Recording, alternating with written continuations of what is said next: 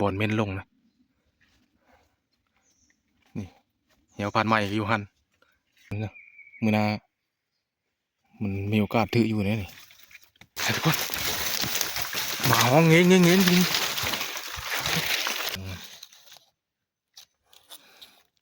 กระเตะ3 ตัวถึงก็ชอบตัวนี่มันปลาลุงแน่นี่นี่มันปลาลุงแน่ปลาเลข11ซ้ำเลข11พี่น้อง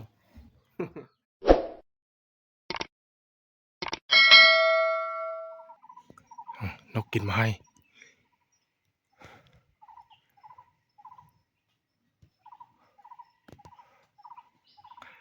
นกพอไหม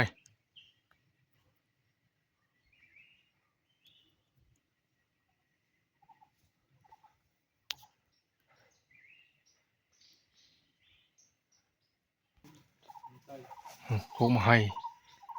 บางไงนะป้านกเต็มอยู่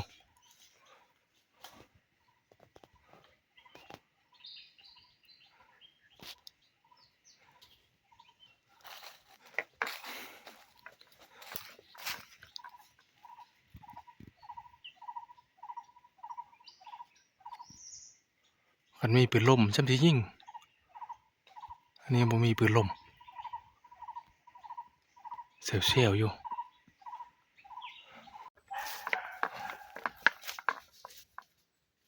เข้าไปเลยเห็นด่าเข้าไปตำหลังนะงั้นต่อหรือบ่ไหมฮะสวัสดีทุกคนวันนี้ก็อยู่ป่าคือเก่านะวันที่2มาลัดเสาอีดอนกับอีแพนด้าเข้าไปแล้วพุ่ง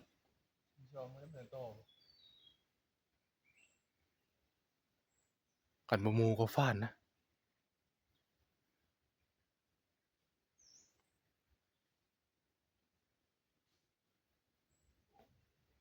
สอดเอาหน่อยพุ่ง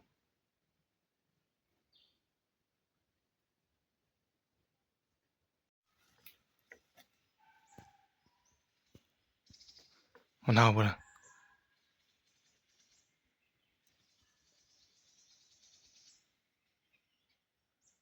ตัวเดียวได้เห่าเนี่ย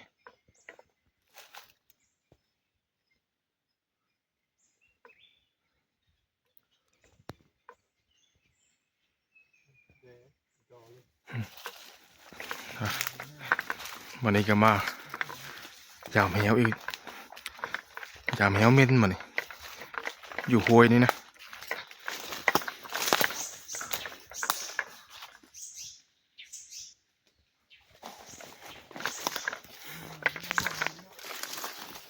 ลงอยู่บ่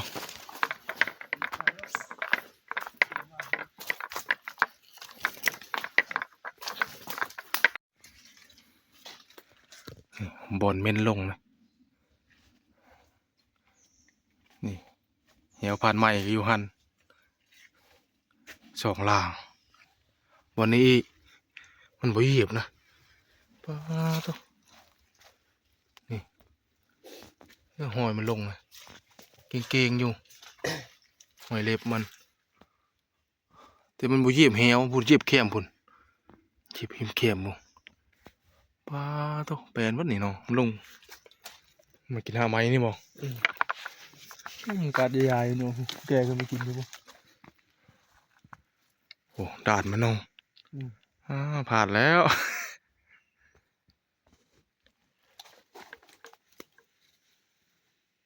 ลงเจอเลยเขากัน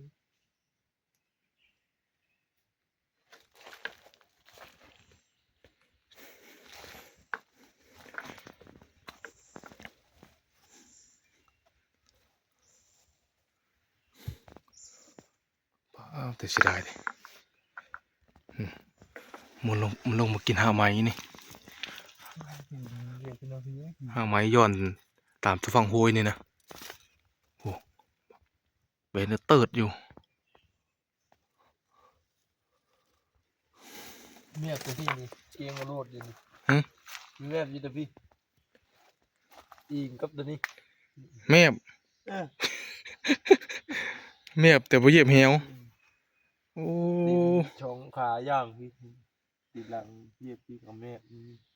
เหี่ยวอยู่ตรงกลาง เหนียวอยู่กลาง เป็นพูดเลย อันนั้นก็เป็น ยิงมันรอดอยู่ ป้านี่ล่ะยังก็ลงมาอีกนี่หอยยำตีนมันเห็นบอกนี่ยำตีนมันนี่โอ้เอาหางไม้ขึ้นไปกัดอยู่เทิงพุ่นกินอยู่เทิงพุ่นแพนด้าเห่าเพื่อกินนี่นะฮะโอ้เห่าเลยกระแตก็เห่า เบิ่งป่าดูอย่าไปเหยียบแหวอีกได้งั้นเหยียบแหวอีกได้ เห็นนี่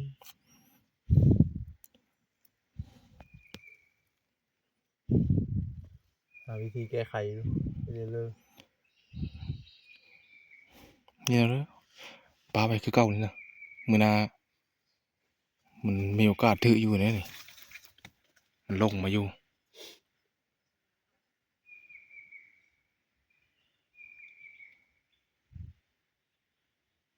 เรื่อยก็ เอาไม้ไปวางกันถ้ามันเห็นไม้นำกันย้ายบอน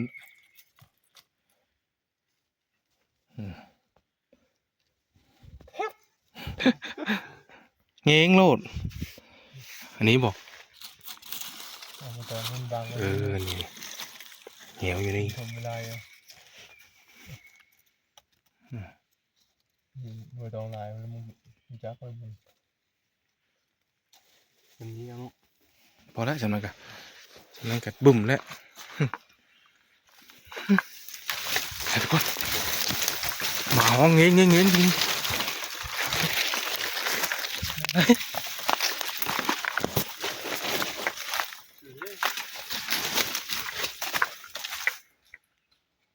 เฮ้ยพี่ไม่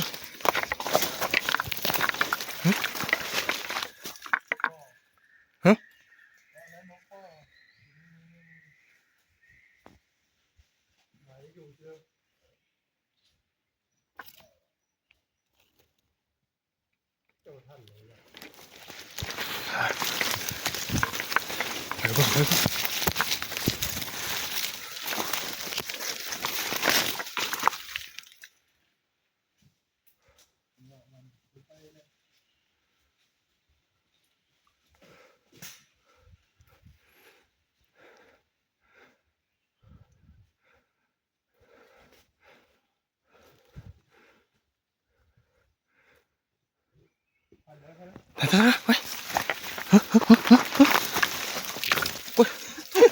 โอ้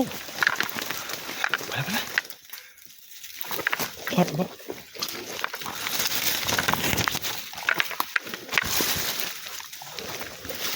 คือมันเห่าจ้ะ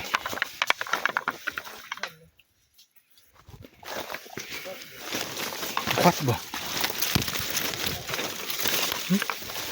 มันตื่นเหี้ยวเขา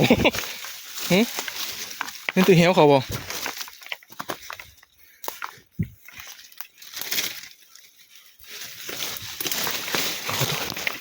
ไปเลยควัดดู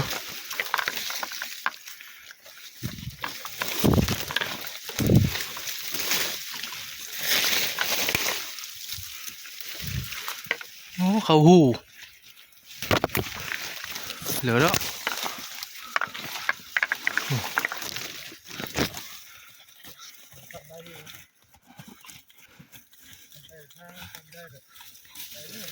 พี่เลิกครบมันกินยัง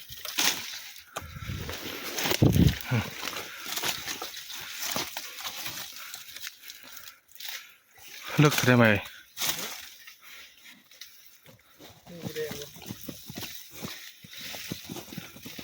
ตุ๊บ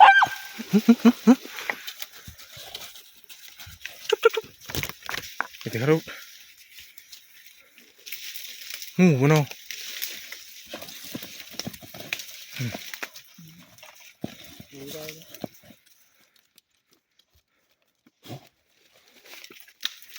เป็นอย่างนี้เยอะเลยแต่เป็น งูมีไรเลยล่ำฉะนั้นเนาะ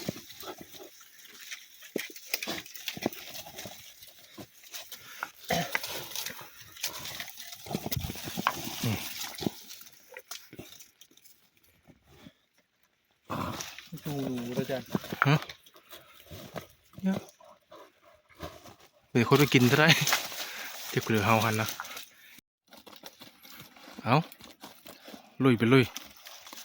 โอ้หาไม้กับกัดเราได้ หนูเนาะหนูปะเลยหนูฝุ่นมันเลย มาเนี่ยเจียวเลย สามัคคีเด้ สองตัวนี่งานนี้ต้องสามัคคีงานนี้เฮ็ด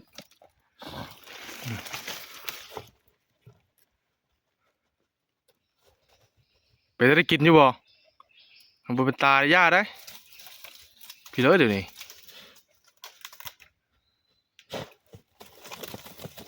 เออ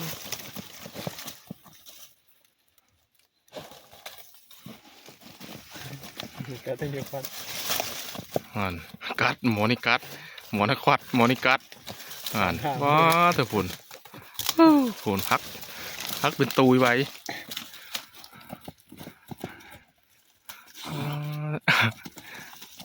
เอาคันได้หนูก็มันได้งูป่ะน้องมีโอกาสบอกงูกัน ก็นี่เรื่องงูจะได้ไวใช่ไหมเดี๋ยวก็งูจะต่อเลยงงสองตัวเห่ามุด มันนี่ปุ๊บดงูเนาะนั่นกระแตครับกระแต งูสองตัวนี่เอา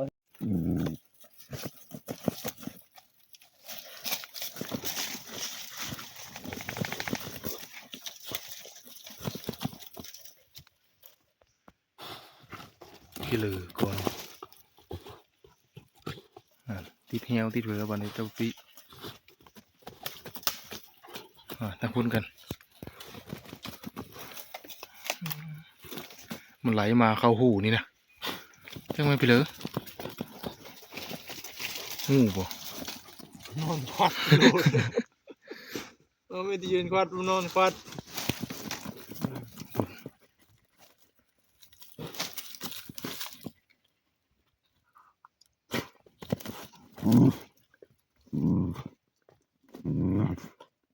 หยา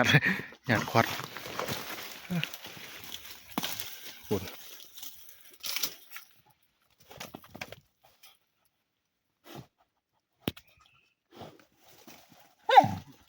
แล้ว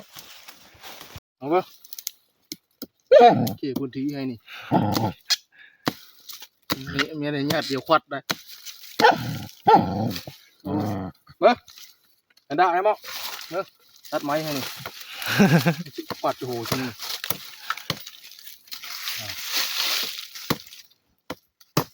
ตายยังไงเล็กเลยโอ้โห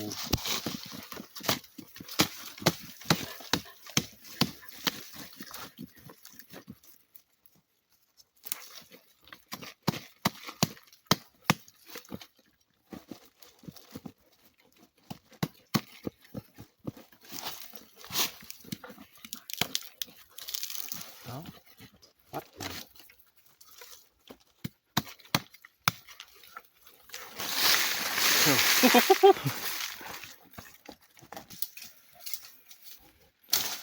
เดี๋ยวแง่มาก่อนมันซีเมนต์เนี่ยซีเมนต์ยังนอน เ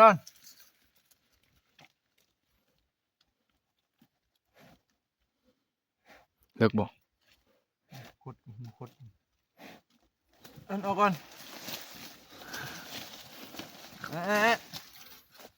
นี่แย่ไปเลย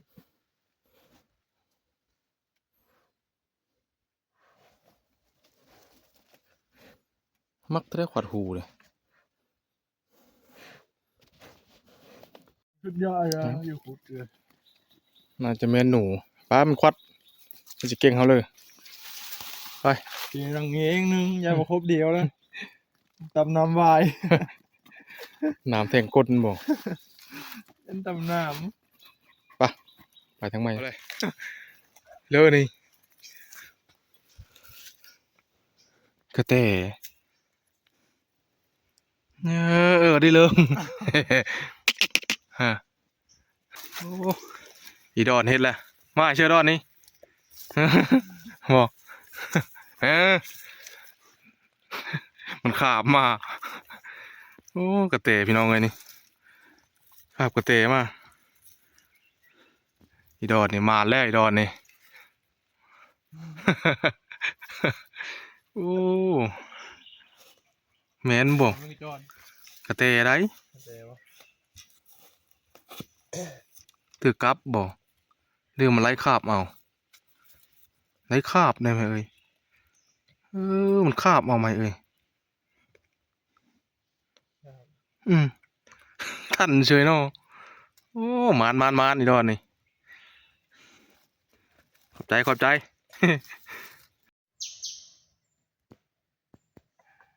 โอ้อีดอนเอาไว้แล้วอีดอนนะเอาไว้ละ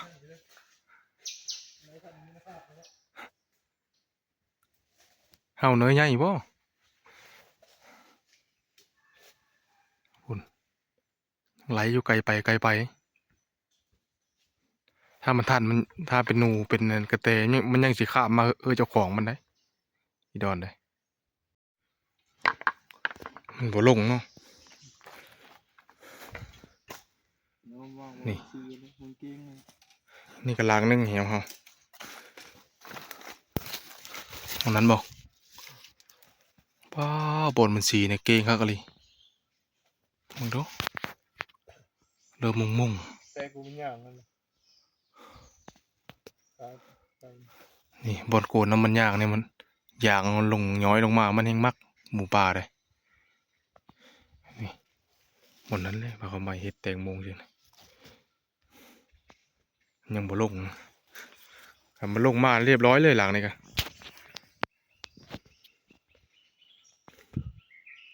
มีโอกาสอยู่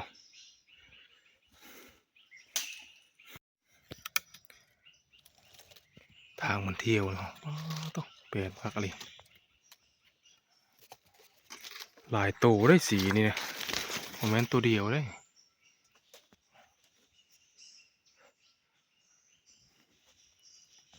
เปลี่ยนครับเปลี่ยนทางเก้งมุ่งมีลุ้นในหลังนี่กัน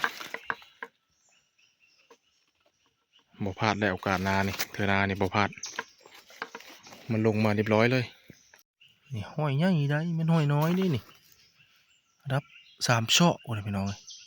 ป้าตัวใหญ่ๆทั้งนั้นนี่มาเลยหัวหน้าเพิ่นมาเลย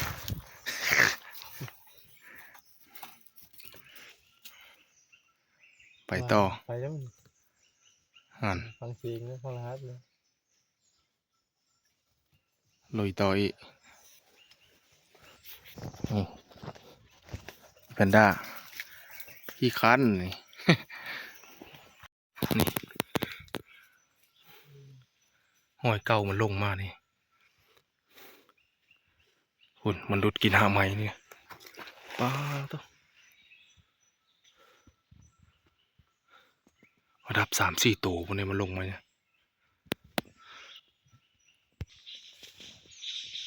มันดุดกินหาไม้แต่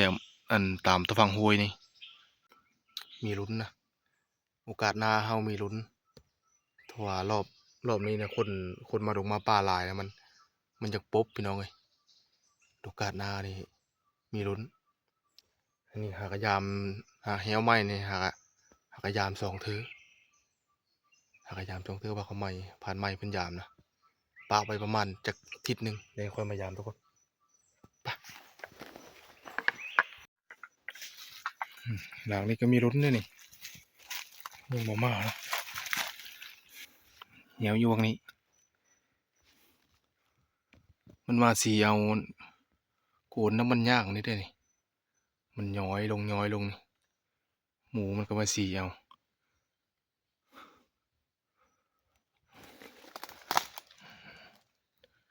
น้ำมันย่างเห็ดกระบอกสายมานี่สายมันไป บ่มานไปผ่านไป อ๋อในนี้ลง คุณป้าโกบางใหญ่มาโกงยางนี่กะขมิมได้อยู่ได้30 เมตร 3 คนอวบ หมูมักสีกกย่างเนาะกกย่างกกที่มันเป็นยางนะยางไม้มันมักมาสีอันนี้ก็ มาแวะยามกลับไปเลยว่าเขาไหม มัน มานไปเลย เออ มานกระเตแล้ว เออ มาเลยขึ้นมาเลย เออ นี่มานกระเตเอาเพื่อชื่อนะ มันต้น มันต้น พยายาม นี่เตตัวใหญ่เติบ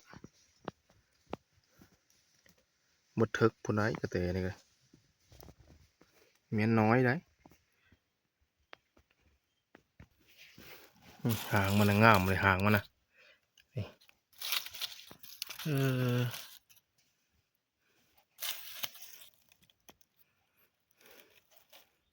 ม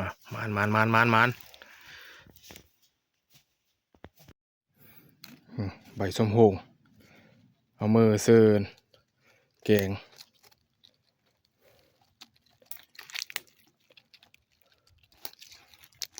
ใบส้มธรรมชาติเสือแกงกินกับลาบกระคักเลยใบส้มโหงรสชาติมันจะออกส้มอ้าวตัวเลิกมึงเอามานะฮะตัวเลิกมึงเอามา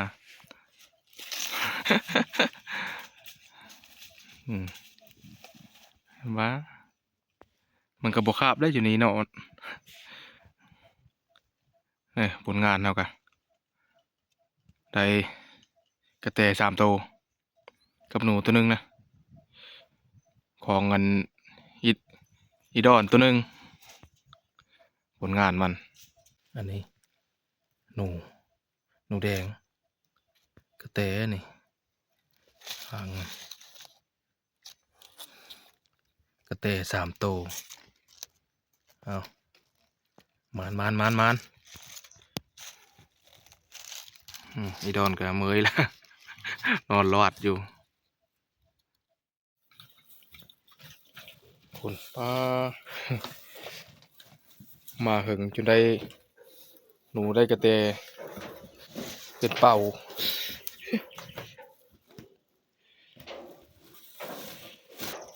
ใครมีจ้อยเนี่ยเลยกระดูกเลยในตัวลุมเอาขึ้นหมดเลยลุง Ồ, không biết là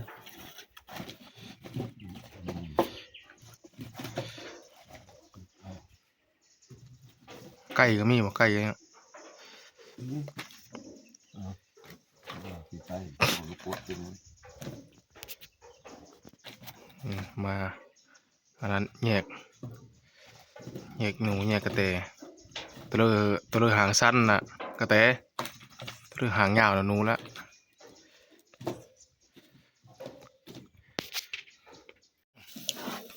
rồi đấy thuộc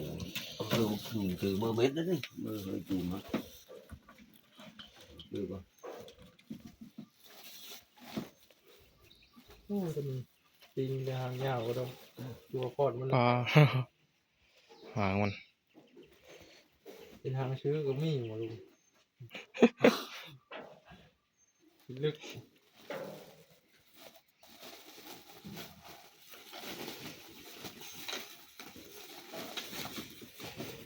มีนับเนาะ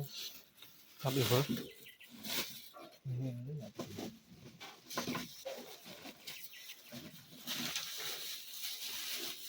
เฮ้ยเนี่ยขายอยู่เฮินเนี่ยเขามาทำยกเอาเขาอีก lúc khởi tà lát nó gặp đến phớt tà lát bằng thịt bằng ra phớt là bờ đỉnh อ้าววันนี้ก็สิได้มือก่อนนะ มือก่อนบ่าวเขาใหม่พี่น้องเอาหนูมือเจอเขาอยู่เฮือนก่อนนี่ตัวพอดีกระสอบเพิ่งกระสอบผู้ใด มาแต่เฮิงละเกือบเดือนละมานหมูเนี่ยยังมานแตหนูหลายมือก่อนเนี่ยมันนี่มือครับพอได้ค่าน้ำมอกน้ำมัน มืออื่นมาแล้วยังมือน้ำบอกกันคืน เฝ้าเอาหมูป่าก่อนเด้อยังมือเด้อ มาได้บ่มือบ่ บ่ได้มือได้บ่ได้เด้อทุกคนโอเคทุกคนมาดิออกเดินทางได้มานี่กลับบ้านก่อนมานอนคืนนึงนะบ่าวคำซูนก็ได้มานอนคืนนึงพอดีบ่าวเขาใหม่เพิ่นได้หนูลายแล้วก็เอาหนูเมื่อส่งเฮินเขาแม้เขาแบ่งขายนะพอได้ค่าน้ำมอกน้ำมันเมื่อทางไม่มาตอนนั้นมาทางเหนือพุ่นทางเนี้ยหรือเมื่อทางนี้เลยเมื่อทางนั้นบ้านนายย้อนพี่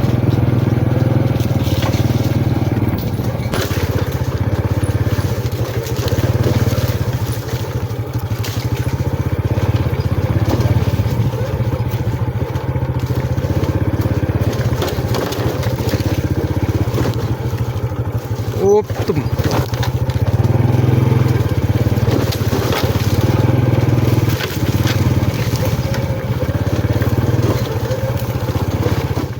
ทุกคนเลยโอ้สนุกแกะยังไหวเลย ที่เดินนี่ ฮะ หนูเบิดนี่บ่นี่นะ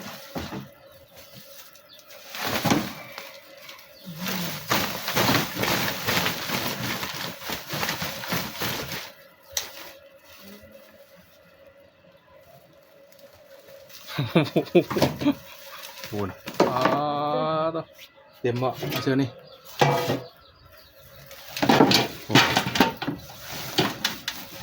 ถึงก็ชอบตัว หนูอย่างอันนี้ มีทั้งหนูมีทั้งกระแตอย่างนี้นะ อืม หน้าตัวนั้นอันของเฮาเอาไว้กิน อันนี้ของเพื่อนจ้ะของกู้บ่ แบ่งเดี๋ยวเฮ็ดนั้นเฮ็ดขายพอได้ค่าน้ำมันผลงานบ้าเขาใหม่กับลุงดาด กินบ่ได้ดอกพวกเจ้ายังคลำอยู่ คล สัตว์ป่ากินบ่ได้ ำแม่ลูกอ่อนคล คือได้หลายแท้ ำนี่ทุกคนมาบอสเพิ่งกะพอไปดงมือเดียวก็ให้บ่ลูกฮะพอไปดงมือเดียวก็ให้บ่เชลเลอร์เอ้ยเด้เอ้ยโบนัสดิหึจะนอนแล้วจะนอนแล้วเมื่อคืนในแม่เพิ่นไม่ได้นอนมันให้ปลาคำซูนเราไปดงพี่น้องเลย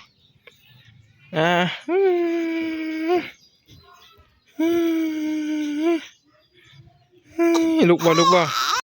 มันจะลุกอันนี้มาลุกพอมันนี่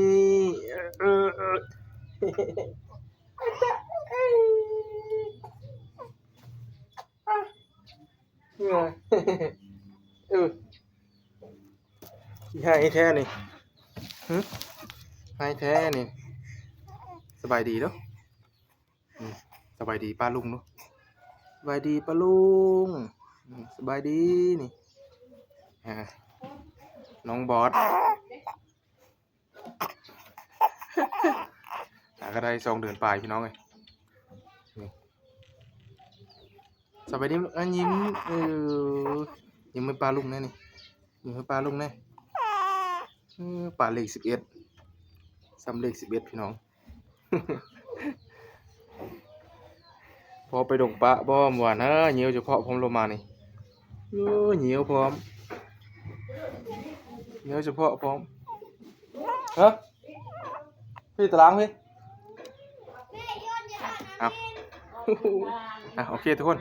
สำหรับคลิปนี้ก็ขอฝากไว้สำหรับคนเด้อขอให้พี่น้องฝ่ายทุกคนขอบใจ FC ทุกคนที่เข้ามาติดตามรับชมเป็นกำลังใจให้บ้าคำศูนย์นะครับครอบครัวสำหรับคลิปนี้ EP นี้บ๊ายบายบ๊ายบายปลาลุงเลยลูกบ๊ายบาย บ๊ายบายสบายดีป้าลุงหอมเฮ้อืมอืม